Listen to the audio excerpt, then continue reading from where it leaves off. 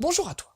Dans cette petite vidéo, laisse-moi te montrer la voix de Hanada le garnement. C'est lui.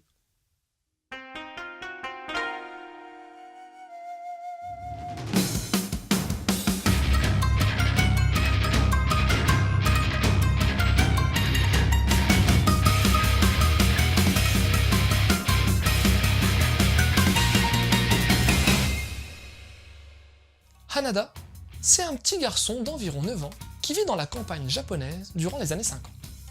Au village, il a une sacrée réputation puisqu'il fait connerie sur connerie. Tu vois un chien tagué? C'est lui. T'entends des pétards? C'est lui. Il y a de la pisse partout?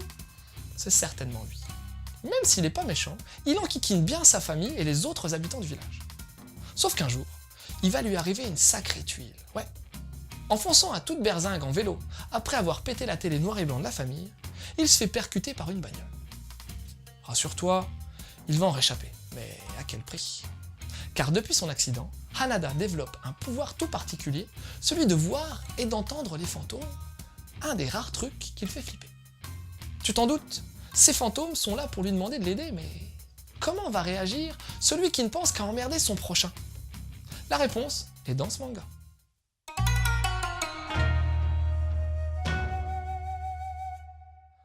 Concernant le graphisme général, on peut pas dire qu'Hanada se démarque énormément. Les dessins sont assez simples, mais vont à l'essentiel et donnent dans l'expressivité.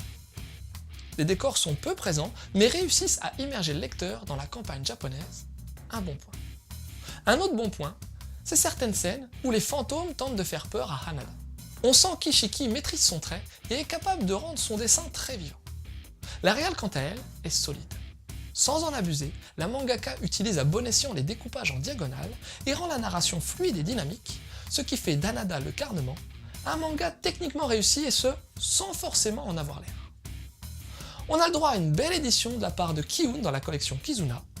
La couverture est attirante et l'édition respecte bien la version originale en gardant par exemple les onos japonaises.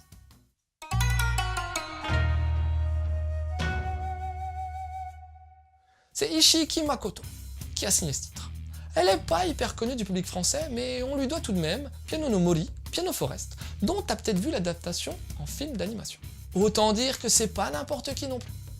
Ce manga est une vraie bouffée d'air frais, et on peut se féliciter de voir Kiun sortir ce manga datant déjà du beau milieu des années 90 au Japon, et qui a tout de même remporté le prix Kodansha en 95. Pour te dire que c'est pas de la daube, t'as également eu droit à un animé et à un film live dans les années 2000. Le pitch de départ, bien que simpliste, faut se l'avouer, un enfant qui après un accident est capable de voir des fantômes, c'est pas révolutionnaire non plus.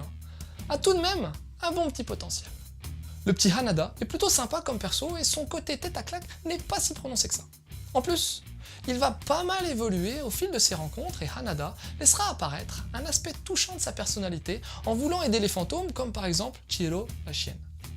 La description de la vie dans les campagnes japonaises des années 50 est bien amenée et l'humour est omniprésent. Les personnages environnants, que ce soit la famille, les gamins de son école ou bien les fantômes, ont été pas mal travaillés et ont ce qu'il faut pour rendre la narration intéressante tout au long de ce premier volume. Le gros piège serait de tomber dans un rythme trop prévisible avec un chapitre, un fantôme. Mais j'ai bien l'impression qu'Ishiki tombera pas dans cet écueil, car elle a l'air d'être capable de faire intervenir ses fantômes dans plusieurs parties, rendant ce manga agréable et pas monotone pour un sou. Un bon petit titre, en 5 volumes, que je te conseille vivement si tu cherches des histoires fraîches, touchantes, drôles et sympas, sans grosse prise de tête. Pour ce que je mettrai en relation avec Hanada le garnement, j'ai bien envie de te parler de Crayon Shinchan, un titre phare de la culture manga où le petit Shinosuke n'est pas sans rappeler Hanada par rapport aux conneries qu'ils font tous les deux et leur faculté impressionnante à pouvoir se balader à poil sans aucune retenue. Ensuite, je te parlerai de l'anime d'Hanada Shonenshi en 25 épisodes qui a tout de même été réalisé par le studio Madhouse, c'est pas rien non plus. Et puis, je t'ai gardé le meilleur pour la fin selon moi, c'est le manga Une sacrée mamie. Un de mes mangas préférés de ces dernières années, où il est aussi question de la vie dans les campagnes pauvres du Japon à la même époque. Voilà, c'était Loud. J'espère que cette petite chronique t'aura donné envie de lire Hanada le garnement. Je te laisse et continue de suivre la voie du manga.